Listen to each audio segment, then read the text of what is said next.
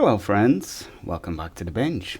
Our patient is a very nice motherboard X870E master with i5 socket, which has been damaged. It's actually damage is not too bad. I mean, plenty of pins if you wanted to straighten them out. That might be possible. Hard to say. I didn't take a closer look at it because, you know, we're gonna replace it anyways. We got two connectors for vCore. As you can see, this can pull some serious CPUs.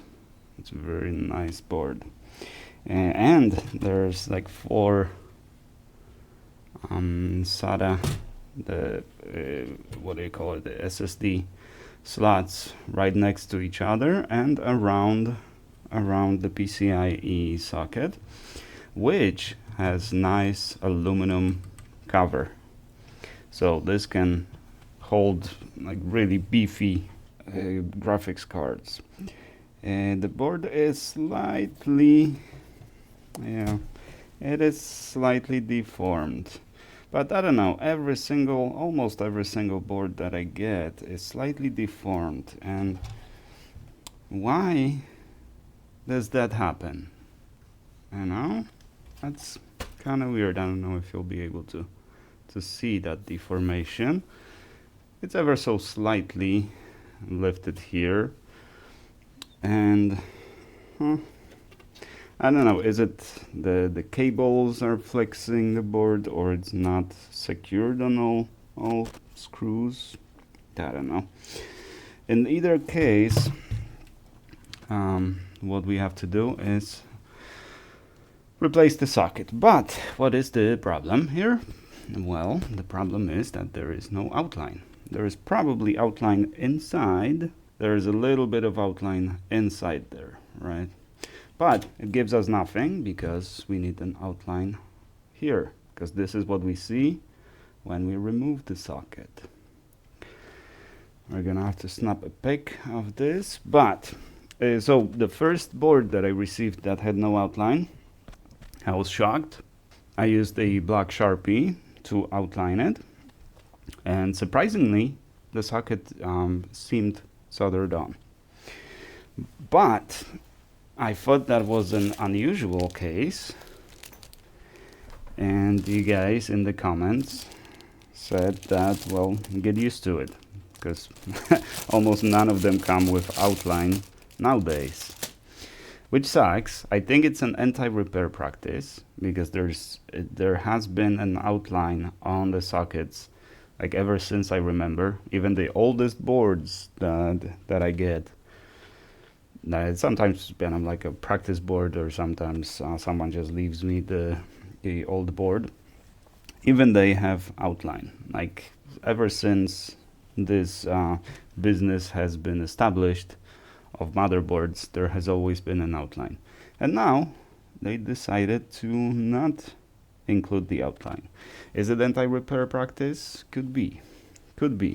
But for that occasion, I got myself one of these. Well, actually a few of these. This is 20 millimeter, 0.7 millimeter white marker. I haven't tested it yet, but this is what it looks like. And let's do a little drawing here. Okay, that should be visible. So let's try outlining it.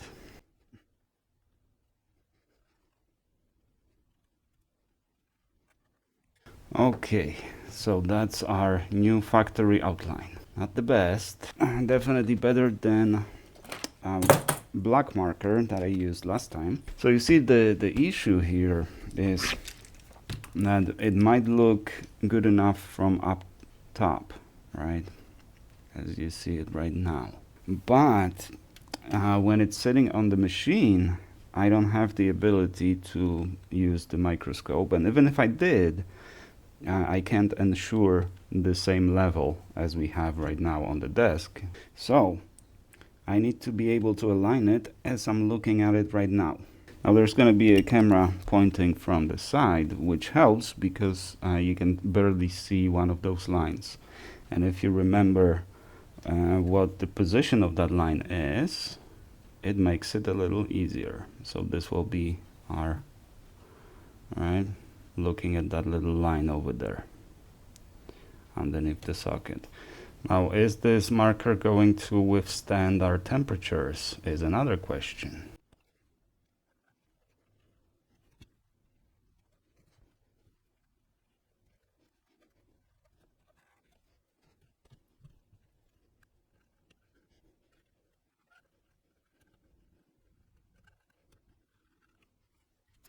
Okay, so that's better. What I did is move the outline a lot closer, right? So this should allow me to align it easily. Well, maybe not easily, but it's definitely better than no outline, right? And definitely better than black marker, like I did last time. But the question is this marker going to survive the process? But since we have a better flux now, it should be a lot easier to clean the board. So it should be a lot quicker. All right, let's get to it.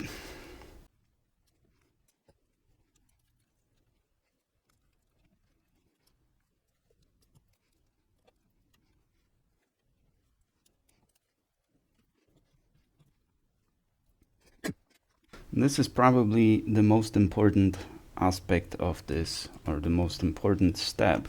You want the thermocouple to be touching the board, as it does right now, but during the process, when everything heats up, the adhesion of the Kapton tape basically lowers because it's hot. It becomes less sticky. If there is tension, and there will be some tension on the wire, the thermocouple might lift a little bit off the board, and that is very bad. You can see that on the graph where the power is fluctuating a lot instead of being relatively growing quickly. It just goes up and down, up and down. That's because the thermocouple is not touching the board. I'll implement an additional check in the software to kind of warn you about that. If the thermocouple is not touching the board and the power is fluctuating. Because what happens is as soon as the heater turns on, the thermocouple immediately heats up because it's not touching the board. So the board is not heating up, only thermocouple is, basically. So the temperatures on the socket are not correct. Very important step. That's why I use so many pieces of Kapton tape, and the wider Kapton tape I have, the widest I have.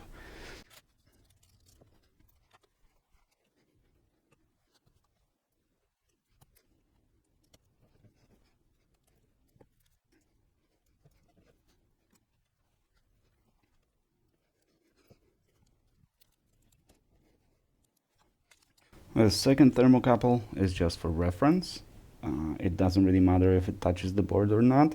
I like when it does touch the board, but sometimes it'll come undone, and that's completely fine. This one doesn't matter because it's just a reference. It just shows up on the other thermometer.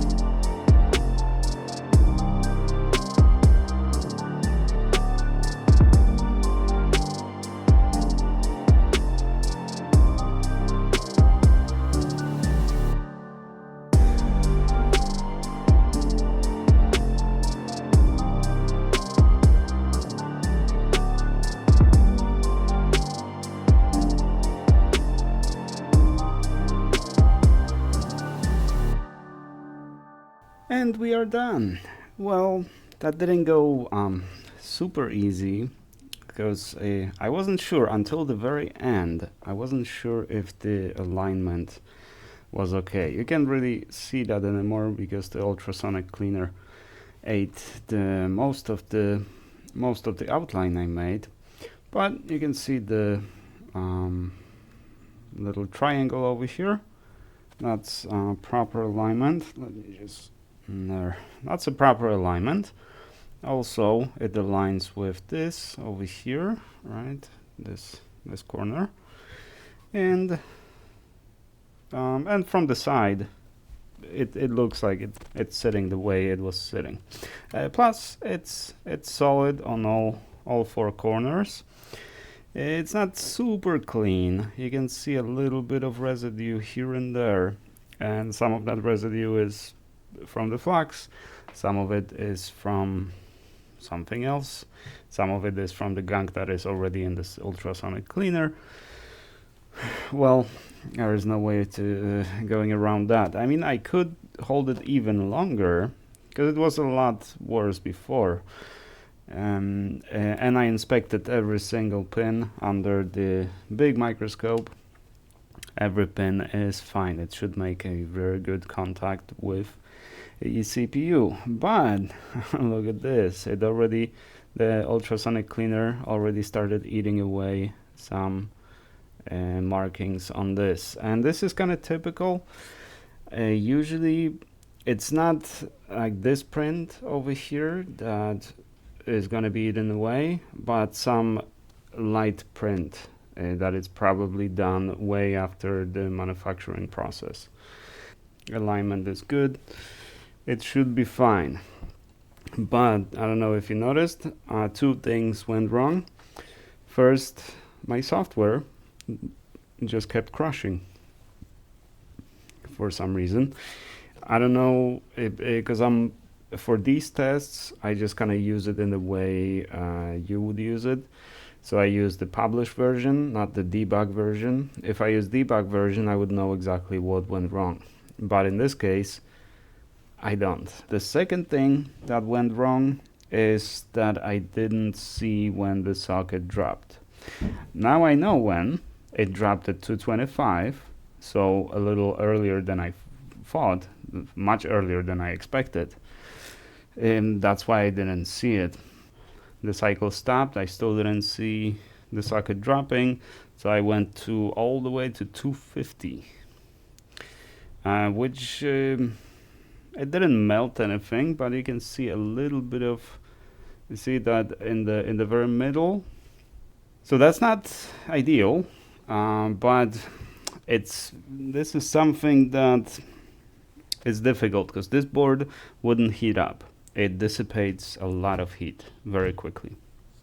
The other reason would be that you never know what kind of socket you're gonna have, right? So these are tin balls, I know that, but it doesn't really give you the actual alloy that is used over there. It's not like 100% tin, obviously, right? And I really didn't expect this socket to drop at 225. And that was the whole problem. So I don't know what to do with that, how to actually, ensure that I see when the socket drops, other than just staring at this screen. I could do that, but it's kind of hard. Now I just need to work on the RC2 of the version 1.0 of my professional software, which kept crashing. But that RC stands for release candidate. So this was the first, actually second release candidate. Anyways, I think this will do. I will have the board reassembled because it came to me assembled. Please don't do that because it takes so much time to disassemble them and then to reassemble them. And I keep wanting to just kind of wrap those heat sinks in the bag and just send the board like this. But then I think, would you like to receive that? If you didn't take those off, then probably you're gonna have a really hard time to put them back on. So I'm gonna reassemble it, and we're gonna send it back to the customer, and we'll see if it works or not. This board is definitely one of those that is worth a repair. Alrighty, thank you guys very much for watching. Hit the like if you liked what you saw, and hit the dislike if you did not. And I shall see you guys in the next one.